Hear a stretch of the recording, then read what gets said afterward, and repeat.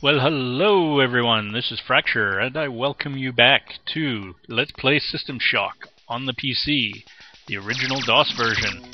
We're on level 2 of Citadel Station, that's the science or research level. Our main task at the moment seems to be finding isotope X22. According to a log from Nathan Darcy, that's somewhere to the south. So even though I'm wandering around somewhat randomly, I'm trying to make it mostly in the southern direction.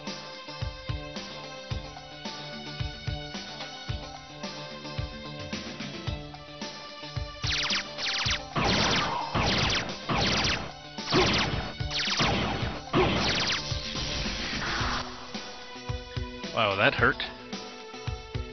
This looks like some kind of movie theater with a rather small screen.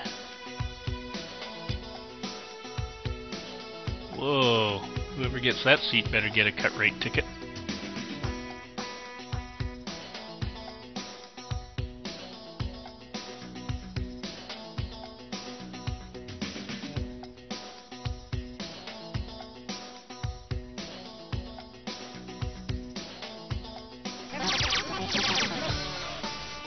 Now, I could take a med patch here and heal myself up, but I decided to tempt fate a little bit, at least for a little while.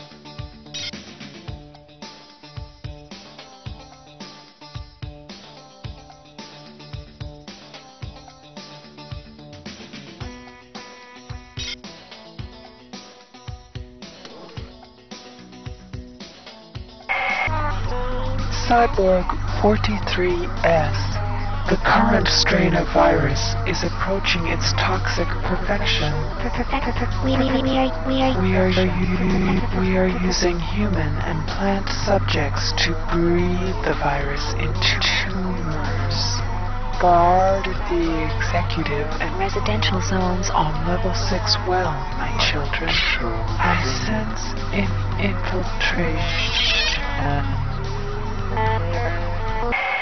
This is clearly a trap, but I decide to use it to show you what dying without fixing the cyborg conversion unit is like.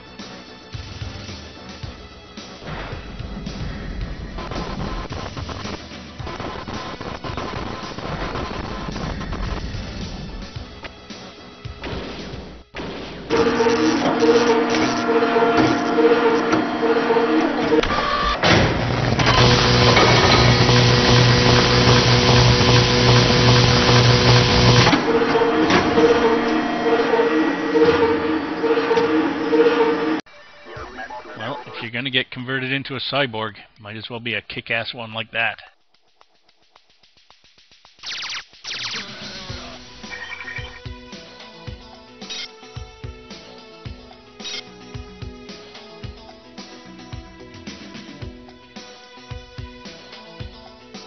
Saving a lot here because my health is so low.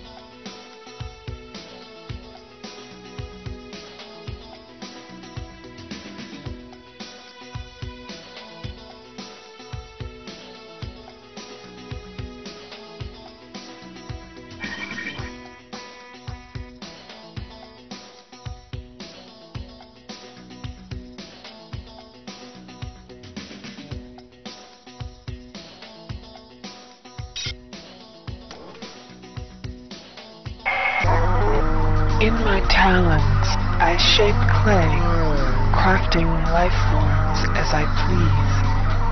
Around me is a burgeoning empire of steel.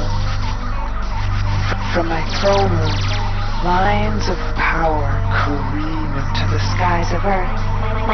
My whims will become lightning bolts that devastate the mounds of humanity. Out of the chaos, they will run and whimper, praying for me to end their tedious anarchy. I am drunk with this vision.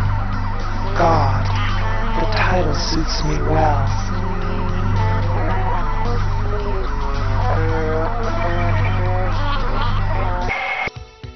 It might just be because I'm a hacker, but you know, I'm really starting to get the feeling something might be wrong with Shodan.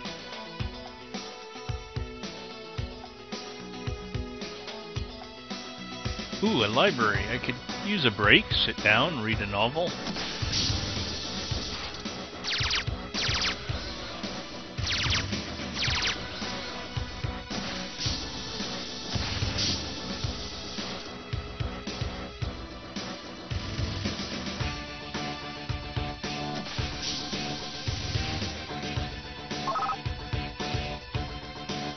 Well, I already had 2 of those implants, but the third was a target identifier. It gives you information about the target you're aiming at, and can be displayed in either the left or right side window. I double-click on this monitor to look at it close up. I believe this is where X22 is stored. Then I forget how to get out of the monitor. All you do is you use your movement keys to turn left or right.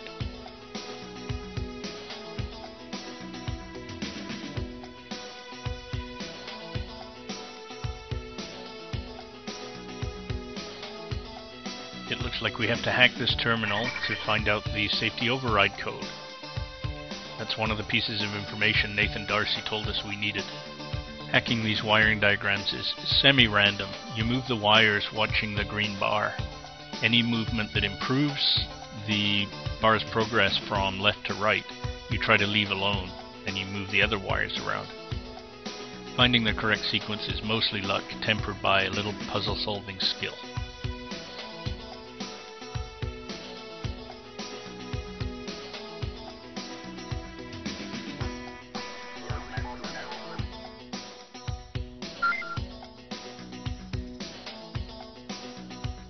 And there's our code, 199.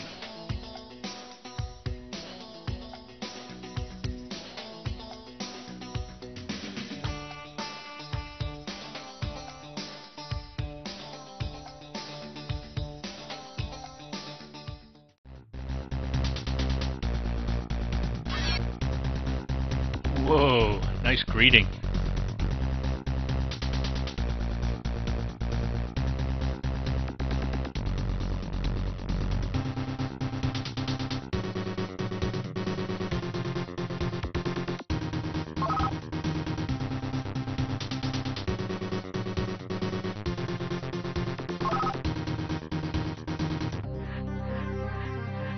It's hard to see in the video, but driving around in cyberspace can be a little bit difficult. You can adjust the difficulty when you create a new game, which I did. The difficulty runs from 0, straightforward and easy, to 4, almost impossible. The default is 2, and I set it to 1. When you get into these, these tubes or tributaries, there's a definite current, and it pulls you around. Data or software that happens to be in these tunnels is particularly hard to catch. In fact, in this playthrough you'll see me miss a few pieces. There's nothing stopping you from re-entering the same piece of cyberspace though, and giving it another try. In the harder areas of cyberspace you have to watch your health bar. That's on the upper right. If it ever reaches 0, you're kicked out of cyberspace and it translates into health damage in the real world. Keep an eye out for the red plus signs, which will restore some of your health. In cyberspace, health is called integrity.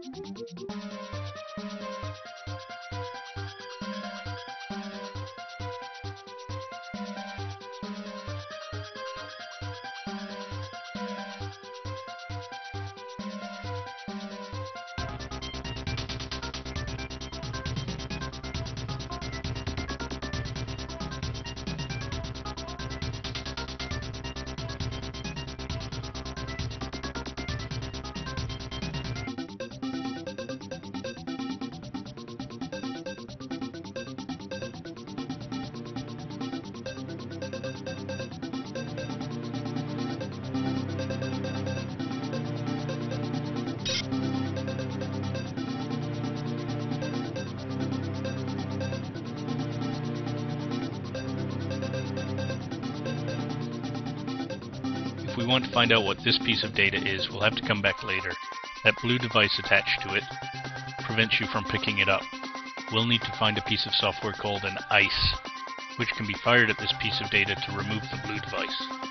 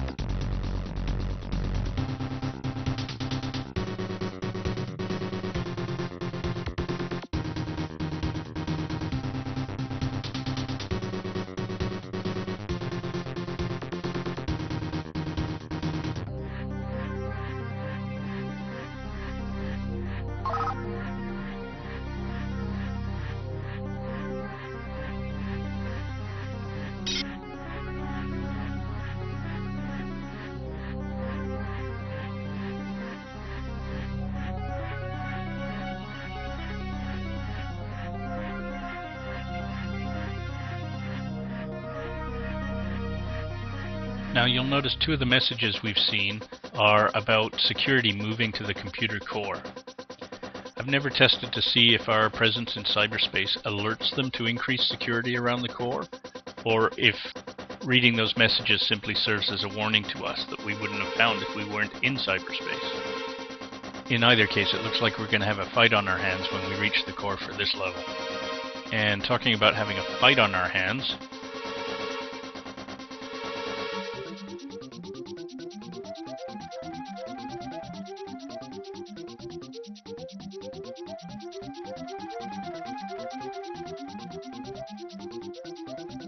that remote control looking thing is a security access card. It just granted us Group 4 access, whatever that happens to be. You don't really have to concern yourself with access levels since they're used automatically. If you have the access level you need, the door will open. When it comes in handy is when a door says it won't open because of access level XYZ. Receiving a message that tells you you've been granted that access at least tells you to go back and try that door again.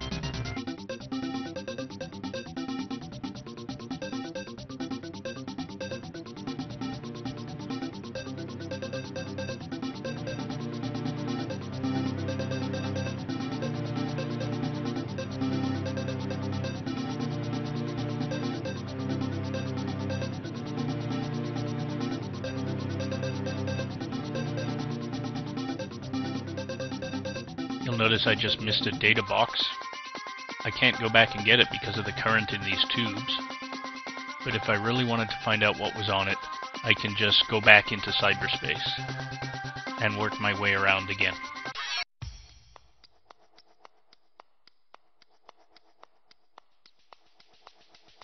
We also found the laser safety override code in cyberspace, so if we hadn't managed to hack that terminal, we'd still be okay. And here Lansing tells us that there isn't much on the storage level, although in the southeast there's a cache of ammo should we need it. And with that, we come to the end of this video, so as always, I thank you for listening, I thank you for watching, and I encourage you to leave comments, suggestions, or infantile abuse. I promise I'll read it all. If you like my videos, don't forget to subscribe or give me the thumbs up. Thank you.